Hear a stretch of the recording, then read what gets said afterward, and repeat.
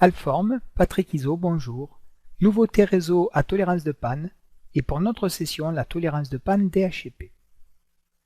Nous allons introduire dans cette session le nouveau mode de tolérance de panne DHCP. Nous verrons comment l'implémenter et le paramétrer et nous mettrons tout ça en œuvre dans un atelier pratique pour tester la tolérance de panne DHCP Windows Server 2012. La tolérance de panne correspond, comme on l'avait présenté dans le module précédent, à de la haute disponibilité actif-passif, aussi appelé serveur de secours hot standby. Dans cette configuration, un seul serveur DHCP est actif, c'est lui qui fournit les adresses au client, et la tolérance de panne sera activée lors de la défaillance de ce serveur DHCP. Le client n'utilise le serveur de secours que dans le cas où le serveur DHCP principal n'est pas disponible, et le client rebasculera automatiquement sur le DHCP principal lorsque celui-ci sera à nouveau opérationnel et disponible. En règle générale, le mode de serveur de secours sera parfaitement bien adapté aux configurations multisites, c'est-à-dire avec un site central, siège, et des sites distants, succursales. Illustrons ça à travers un diagramme. Je dispose ici de 4 succursales, la 1, 2, 3 et 4. Chacune dispose bien sûr d'un serveur DHCP. Et ce serveur DHCP est le serveur DHCP principal pour le site. C'est lui qui localement, bien sûr, pour des raisons de perf, distribue les adresses sur la plage. Donc pour la succursale 1, il distribue un 10, succursale 2 un 20, puis un 30 et puis un 40. Pour la tolérance de panne, nous implémenterons un serveur de secours qui sera au siège social et qui, en cas de défaillance d'un serveur de l'un des sites, prendra le relais pour distribuer sur l'étendue. Donc ce DHCP est serveur principal pour son site, uniquement pour son site, sur la plage 100, mais il est serveur de secours pour les sites distants, les succursales. Ici, vous voyez comment un serveur de secours va utiliser qu'une partie de l'étendue, uniquement les 30%, mais comme on l'avait dit dans la première présentation, il peut quand même renouveler des clients sur la totalité de l'étendue. Donc nous verrons que lorsqu'un client a réservé sur le DHCP de sa succursale une adresse IP et que le DHCP tombe, les infos de bail et de réservation étant communiquées à l'aide du protocole standardisé DHCP Failover, ce DHCP est au courant et il pourra bien renouveler le bail précédent du client. Donc quelle est la procédure? Installer le rôle DHCP et configurer les étendues sur un seul serveur, c'est fait. Par contre, je rajoute une petite information ici. Les options doivent être configurées en tant qu'options d'étendue. Vous avez certainement l'habitude pour les options communes de les paramétrer dans le conteneur options de serveur. Vous verrez dans la partie démonstration pourquoi ça n'est pas recommandé lorsque vous pratiquez de la haute disponibilité DHCP. L'ouverture des ports, ok, nous l'avions vu aussi. Et puis configurer la relation de basculement en mode serveur de secours. Le lien qui va unir nos deux serveurs DHCP est appelé par Microsoft une relation de basculement. Pour terminer, bien sûr, il est fortement conseillé de tester le basculement et le retour des clients au premier serveur si après défaillance celui-ci redevient actif. Dans le paramétrage de notre relation de basculement, nous allons trouver certains paramètres assez particuliers. Le premier est le délai de transition maximal du client, ou également dans les docs le MCLT, Maximum Client Lead Time. Quand vous êtes en mode tolérance de panne, et nous le verrons dans la partie démonstration pratique, le client ne prendra pas la durée du bail associée à l'étendue, mais il prendra celle qui est associée à travers ce paramètre, le paramètre MCLT, celle qui est associée à la relation de basculement. Donc ce paramètre définit la durée du bail utilisé par les clients. Lorsque le client va prendre un bail sur le serveur principal, il n'utilisera pas le bail de l'étendue, mais le bail défini dans le paramètre MCLT. C'est une sorte de bail prolongé en fait, pour que l'on essaye si possible de rester sur le serveur principal avant d'absolument basculer sur un serveur de secours.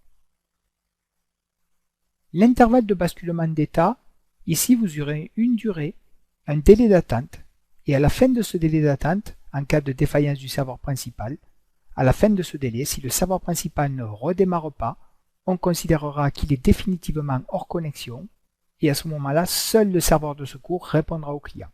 Dans tous les cas, que le serveur actif remonte ou pas, il ne répondra plus au client.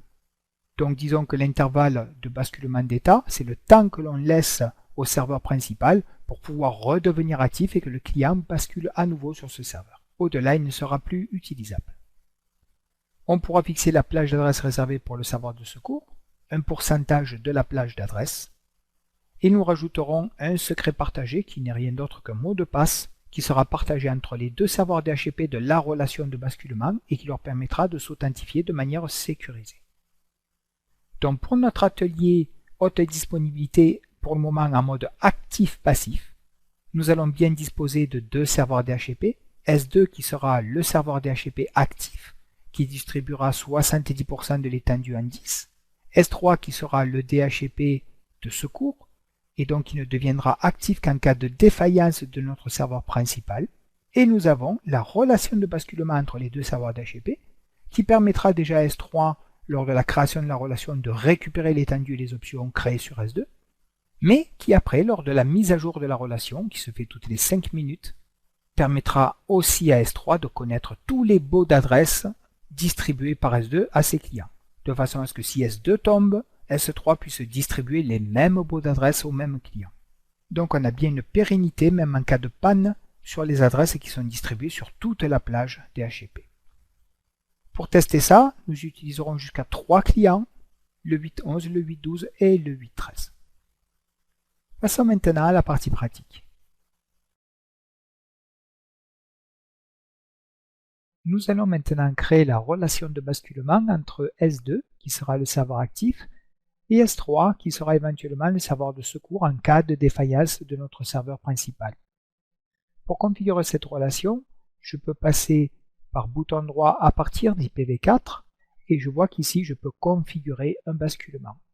Un point intéressant à noter, si je clique bouton droit sur IPv6, je n'ai pas ici la possibilité de configurer le basculement. Nous avions dit dans la partie théorique que cette option n'était pas disponible pour IPv6. Je vais donc cliquer bouton droit sur IPv4 et nous allons configurer le basculement. Dans le cas où l'on aurait disposé de plusieurs étendues, on aurait pu décocher, sélectionner tout et sélectionner manuellement là où les étendues sur lesquelles on souhaiterait de la tolérance de panne. Ensuite, le choix du serveur partenaire. Donc je peux voir ici les serveurs qui sont autorisés dans l'AD. Je vais utiliser ou sélectionner S3. Le système vérifie si DHCP fonctionne bien sur le serveur S3. S3 est utilisable maintenant en tant que partenaire. Et rappelez-vous, comme on l'avait dit dans la partie théorique, qu'une relation de basculement ne s'établit qu'entre deux serveurs DHCP au maximum.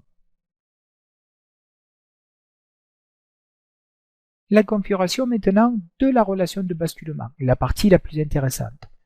Donc on peut commencer par fixer le nom de cette relation.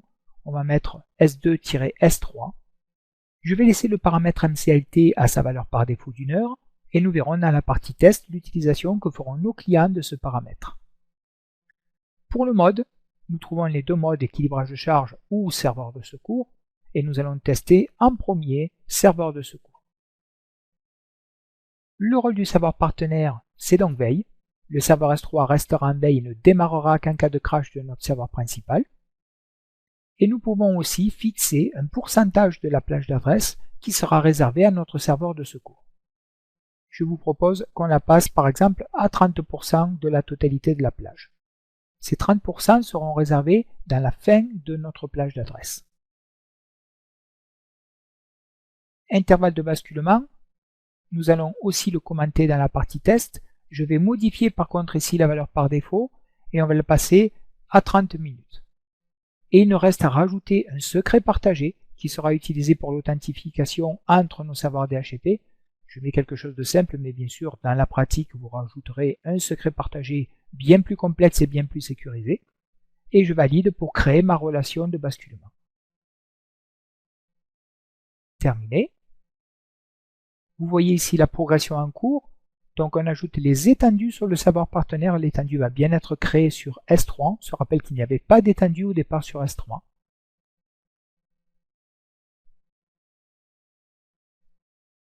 On crée la config de basculement et on active les étendues sur le partenaire. C'est fait, j'ai une réussite de la configuration de basculement.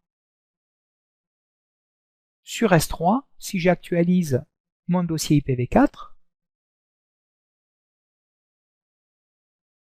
je m'aperçois que je récupère effectivement une étendue indice de 1051 à 1001. L'étendue est créée à la fin de la relation de basculement. Est-ce que j'ai récupéré mes options de serveur? Donc on se souvient que sur S2, j'avais ici deux options de serveur, l'option 6, serveur DNS, et l'option 15. Si je reviens sur S3, je m'aperçois, attention ici, que ces options n'ont pas été récupérées.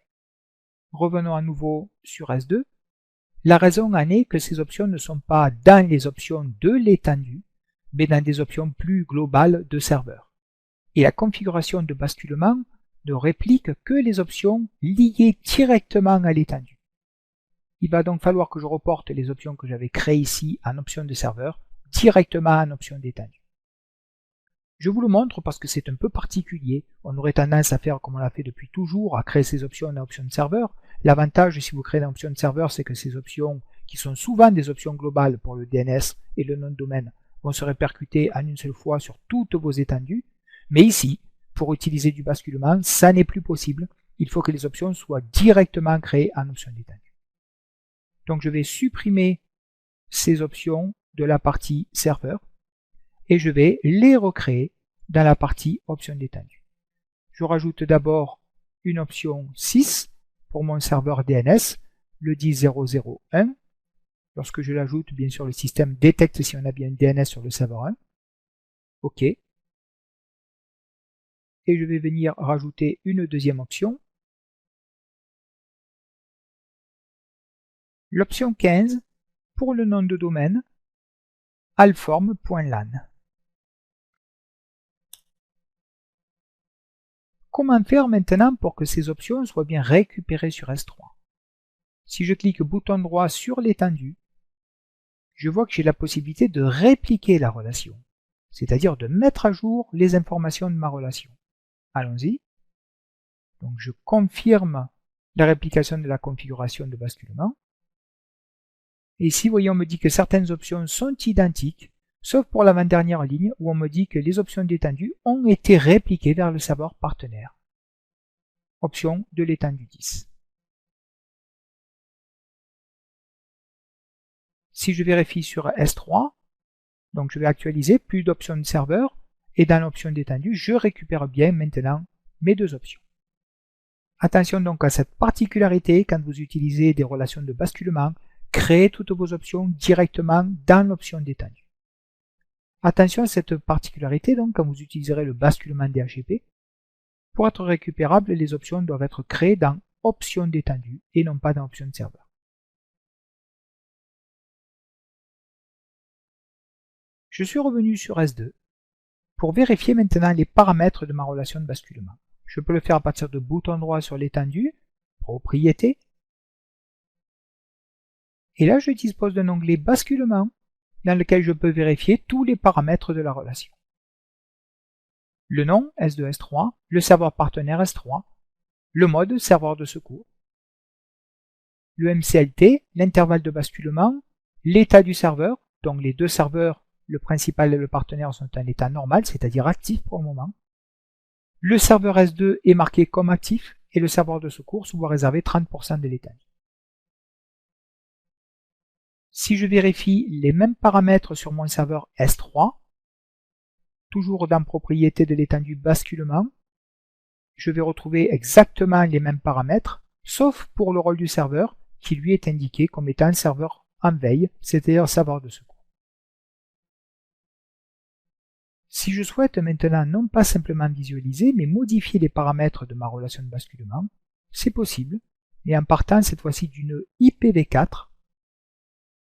Et là, dans les propriétés, sur l'onglet basculement, je vois la relation, son état, le serveur partenaire et le mode, mais je peux en plus modifier, voire supprimer la relation de basculement. Je vais cliquer modifier. Et ici, donc, je pourrais à chaud, sans avoir à supprimer et recréer la relation, modifier les paramètres de la relation de basculement. J'annule. C'est possible depuis n'importe quel serveur, donc je suis revenu sur S2. Là aussi, dans les propriétés du dossier IPv4, et l'onglet basculement. Je peux aussi voir l'état de la relation, le serveur partenaire, demander à la supprimer et demander éventuellement à modifier ses paramètres. J'annule. La relation de basculement est maintenant totalement opérationnelle. Pour tester le basculement, je vais partir d'un premier client 8.11. Je vais utiliser une commande hostname pour vérifier d'abord sur quel client nous nous trouvons. Nous sommes donc sur W811 et un ipconfig pour vérifier la configuration IP actuelle. Donc mon client est actuellement en 10.0.0.11, c'est-à-dire avec une adresse IP statique. Je vais passer rapidement ces paramètres en DHCP sur les propriétés de la carte, une modification très classique. Je passe en IPv4 et je demande à obtenir automatiquement une adresse IP ainsi qu'une adresse de DNS et on valide tout. Un CLS et je vais vérifier avec un ipconfig la configuration actuelle. Donc je vois que j'ai obtenu cette fois-ci une adresse IP qui fait partie de la plage DHCP. Je refais un CLS et on va utiliser un ipconfig/all pour avoir un peu plus d'informations. Le serveur qui a fourni cette adresse, c'est le 2, le serveur actif. Ok, normal. Et la durée du bail. Donc vous voyez que la durée du bail est d'1 heure. Si je reviens sur mon serveur S2,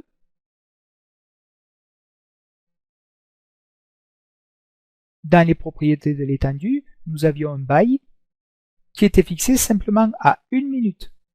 Donc lorsque l'on est dans une relation de basculement avec serveur de secours, le bail utilisé, c'est celui qui est fixé par le paramètre MCLT, le délai de transmission maximal du client, et que nous avions fixé ici à 1 heure. Une fois que mon client a obtenu son adresse IP, ce qui est très intéressant de noter aussi, c'est quasiment magique, c'est que sur mon serveur de secours, le serveur S3, si je viens actualiser ici, je dispose bien d'un pot d'adresse de l'adresse IP qui a été affectée par le serveur 2. Ce qui signifie qu'en cas de crash du serveur 2, le serveur 3 sera capable d'affecter la même adresse IP à mon client.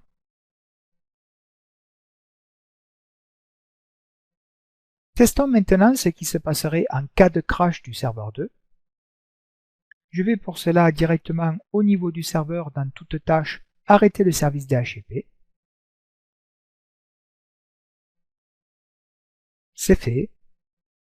Et je peux voir sur mon serveur partenaire, sur S3, si je vérifie les propriétés de mon étendue de basculement, ici S3 indique pour le serveur partenaire perte de contact avec le partenaire.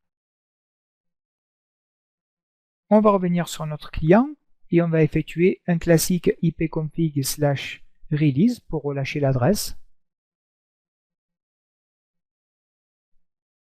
suivi d'un renew.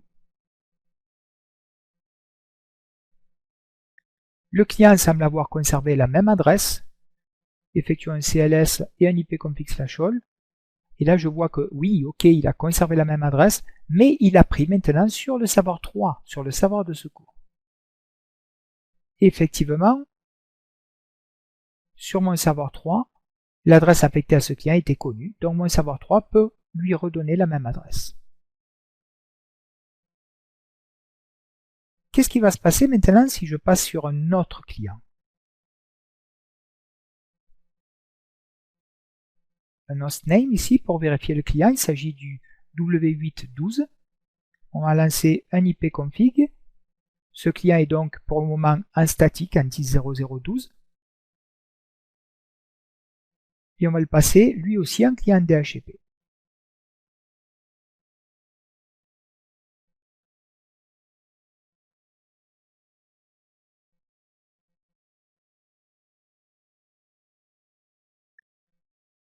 Un CLS et un ipconfig à nouveau.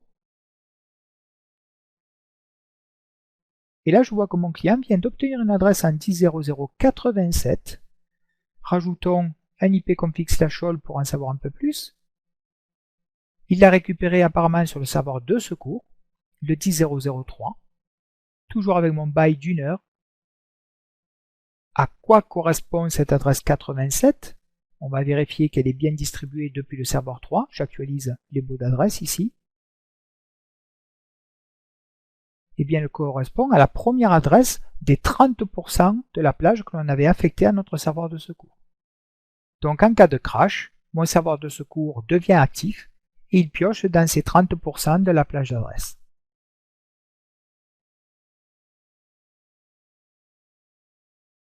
Je reviens maintenant sur mon serveur 2 et je vais redémarrer son service DHCP.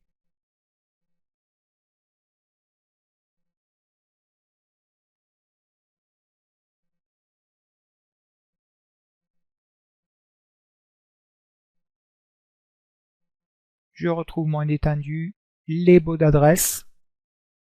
Vous voyez que le serveur s'est synchronisé et qu'il a récupéré l'adresse 10.00.87 affectée à notre client 8.12. Les options aussi bien sûr. Et si je repasse sur mon serveur de secours, je vais actualiser à partir du dossier IPv4.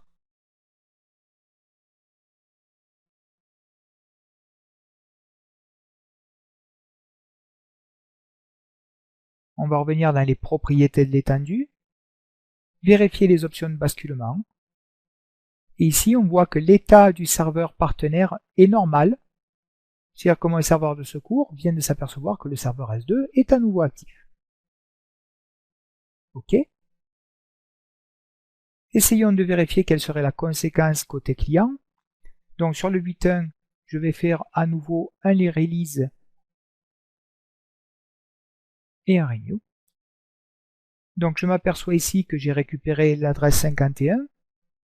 Si je fais un CLS et que je demande à voir plus avec un ipconfig/all,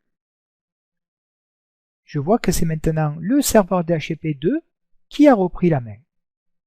Donc dès que votre serveur DHCP principal est à nouveau actif, c'est lui qui dessert à nouveau les clients. Sur mon deuxième client qui était en 87, on va procéder de la même manière. On va faire là aussi un ipconfig/release,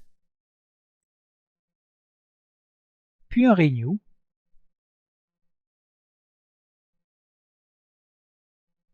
Mais ici, je retrouve une adresse non plus en 87 mais en 52, puisque mon serveur étant actif, on peut le voir si je fais un ipconfig/all, mon serveur étant actif ici, j'ai bien été desservi par le 2 qui a affecté l'adresse suivante en 52.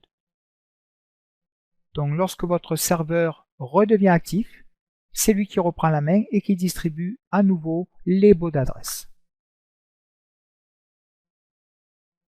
Ces adresses ici ont été certainement aussi, on va le vérifier, répliquées sur le partenaire. J'actualise. C'est OK.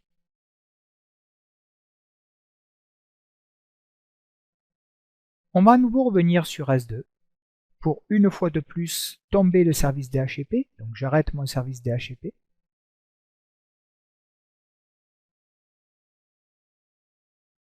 Comme on l'a dit, le partenaire, si je vérifie au niveau des propriétés de l'étendue et des propriétés de basculement, le partenaire s'aperçoit qu'il y a une perte de contact. Et donc on avait vu que c'était lui qui allait délivrer les adresses pour les clients. On va refaire ici un ipconfig/release et puis renew.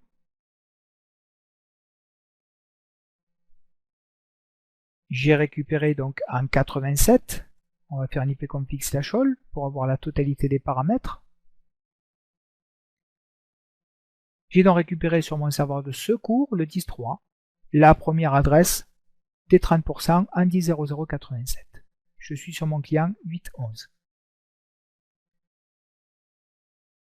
Je procède de la même manière sur le 8.12,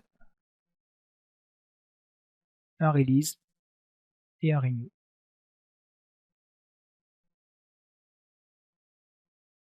On a pris là aussi une adresse sur le serveur de secours 10.003, toujours dans la plage des 30%, 10.00.88. Et l'on a vu que si maintenant je redémarre mon serveur principal, le S2, les clients vont à nouveau piocher des adresses sur ce serveur. Et si mon serveur actif S2 était totalement craché et que je ne puisse pas le remonter? Donc l'idée, ça serait qu'à partir de notre serveur S3, on indique que c'est ce serveur qui va devenir maintenant définitivement le serveur qui distribuera des adresses DHCP à tous nos clients. C'est-à-dire que l'état de ce serveur va basculer pour qu'il devienne serveur actif. Cela peut se faire d'abord de façon automatique, grâce à l'intervalle de basculement d'état. Il était fixé à 30 minutes ici. Ça signifie que si notre serveur S2 reste hors service pendant plus de 30 minutes, ce serveur va automatiquement basculer pour prendre la main et distribuer définitivement des adresses à nos clients. Je peux aussi forcer ce basculement. Donc, on va le faire au niveau d'IPv4, dans les propriétés de basculement. Je vais demander à modifier la relation de basculement. Et ici, vous voyez qu'on a toujours une perte de contact avec le serveur S2, mais je peux cliquer remplacer par le partenaire. Donc c'est très mal traduit ici, remplacé par le partenaire hors service. Ça veut dire que c'est vous qui remplacez, qui prenez la main et qui distribuez maintenant des adresses aux clients. J'active cette option, je confirme. Le partenaire est maintenant indiqué définitivement, vous voyez ici, hors service. Ok, on va tout valider. Je vais revenir à nouveau après une actualisation dans les propriétés d'IPv4. Vous voyez qu'il y a déjà une icône qui a changé de couleur ici. J'ai plus de petite coche verte, mais un petit symbole rouge orangé qui dit qu'il y a un problème quelque part. C'est le problème avec le partenaire.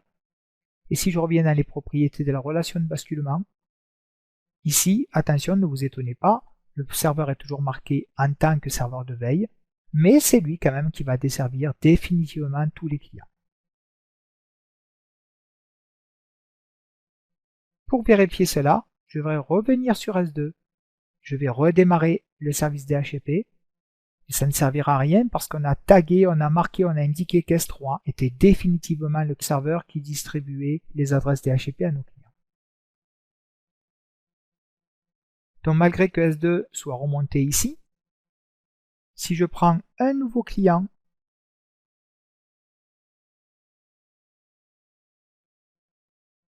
on va faire un hostname. Je suis donc sur un troisième client 8.13 que l'on n'a pas encore utilisé. Je vérifie son adresse IP. Il est en 10.13. Je vais le passer bien sûr immédiatement en client DHCP. Et là l'idée c'est que malgré que S2 soit donc bien remonté, il ne va pas récupérer la main, c'est toujours le S3 qui va fournir les adresses. On l'a définitivement déclaré comme serveur DHCP pour tous nos clients. Donc je fais un ipconfig. Je vois que j'ai récupéré une plage, mais c'est bien dans la plage des 30%. Avec un ipconfig /all, on va vérifier que c'est bien desservi aussi par le serveur 3, ici. Et donc contrairement à ce que l'on a vu juste avant, ici quand vous avez indiqué de façon définitive que le partenaire était hors service, même s'il remonte, même après avoir redémarré le service ici, les clients seront desservis exclusivement par votre serveur de secours. Alors pour terminer, est-ce qu'il y a un moyen pour repasser S2 en serveur actif et S3 en serveur de secours? Si je vérifie au niveau des propriétés de basculement IPv4 sur S2, je n'ai pas la possibilité ici d'agir. Donc la seule solution, malheureusement, va être d'abord de supprimer la relation de basculement pour pouvoir la recréer dans le bon sens. Donc je demande à supprimer ma relation de basculement pour l'étendue 10 sur S3. OK. Réussite. Continuer. Donc ici, les tâches à effectuer sont indiquées. On a supprimé toutes les configs et toutes les étendues sur le partenaire. On a supprimé aussi la relation de basculement. OK. Côté S3, si je vérifie, après une actualisation, je vois que j'ai perdu effectivement l'étendue. Par contre, on est repassé en vert sur IPv4. Et dans les propriétés, il n'y a plus de relation de basculement active. Donc je pourrais maintenant repasser sur IPv4, recréer une relation de basculement avec mon serveur S3. Je conserve les paramètres par défaut. Un secret partagé quand même. Terminé. Et je vais pouvoir maintenant, depuis mon client 8.13, avec un release renew,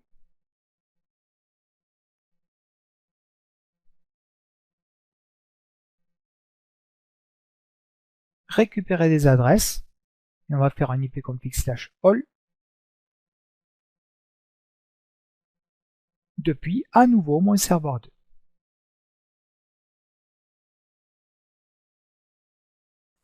Ce que nous avons couvert, et bien plus spécialement le mode tolérance de panne DHCP, le mode serveur de secours, la création et le paramétrage ainsi que la mise à jour de la relation de basculement, et puis nous avons testé le bon fonctionnement de la tolérance de panne. La nouveauté serveur de secours DHCP de Windows 2012 R2 implémente un mode actif-passif qui permet de disposer de la tolérance de panne DHCP. Ce mode est plutôt adapté en règle générale aux configurations multisites.